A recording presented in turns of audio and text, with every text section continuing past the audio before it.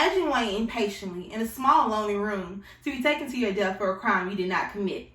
Ask yourself this: in a civilized society, is it necessary to take one's life for a crime he or she may have or have not committed?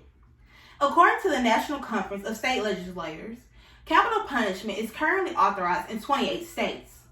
Some states have abolished the death penalty in exchange with a sentence of life imprisonment without the possibility of parole. Capital punishment should be abolished across all states because it is a cruel and unusual punishment that does not lessen the amount of crime. It is overly expensive, and it results in wrongful deaths of innocent persons. Capital punishment has been repeatedly deemed morally and virtually unethical because there is no humane way to execute an individual. Capital punishment, better known as the death penalty, is cruel and unusual and defies one's rights to life of liberty. The Eighth Amendment reads, "Excessive bail shall not be required, nor excessive fines imposed, nor cruel and unusual punishments inflicted. Is death by lethal injection, electrocution, lynching, etc. not considered cruel and unusual? The death penalty defies the Constitution. A human life is precious and is something that should not be revoked based upon the ruling of another individual. Many times, individuals are sentenced to the death penalty as a form of an eye for an eye. Individuals argue that one's life should be taken in the form of death if he or she has murdered or severely harmed someone. For example, a mother whose daughter was found dead in a landfill stated that her daughter's killer deserved the death penalty because it was the only way the killer could repay the society for what he had taken away. Not only does capital punishment snatch lives away as a repayment to society, but it also does not lessen crime rates. Nagin and Pepper detail that capital punishment is counterproductive at achieving its goals of lessening crimes. It does nothing to reduce crime. The death penalty fails to work as a deterrent. Therefore, it may be considered useless. For instance, in the state of California, the death penalty is imposed. However, crime rates continues to soar. Victims' families, offenders' families, and society as a whole are all affected by capital punishment.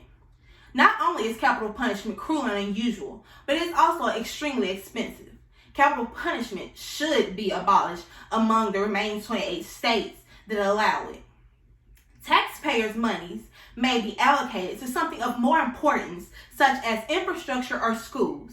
According to McLaughlin, abolishing capital punishment will save the government's constituents millions of dollars.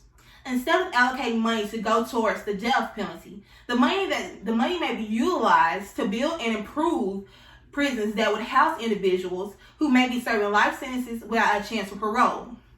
Dr. Alan Francis suggests that, executing criminals costs us much more than our society can afford, and it provides little value in return. Moreover, abolishing capital punishment will relieve the criminal justice system of the great burden that it is, according to Stephen Breyer.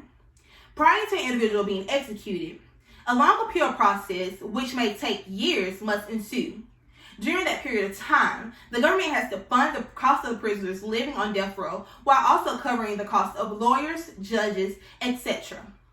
It is more convenient to sentence an individual to life in jail without the chance for parole than it is to sentence an individual for death row. Along with the benefit of ridding the expenses that accompany capital punishment, there are additional benefits for both suspected offenders and victims' families. If capital punishment is abolished, innocent lives will be saved, and victim families will be able to relinquish the feeling of uncertainty. The criminal justice system possesses many imperfections, which has led to the prosecution of innocent persons.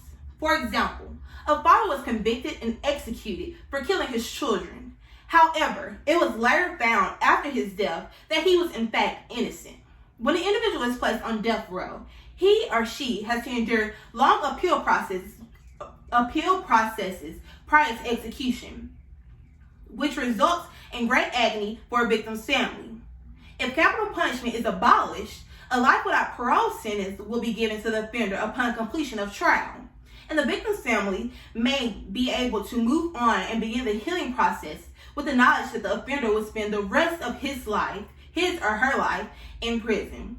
Subjecting an innocent person to death due to a wrongful conviction is reason enough to abolish capital punishment.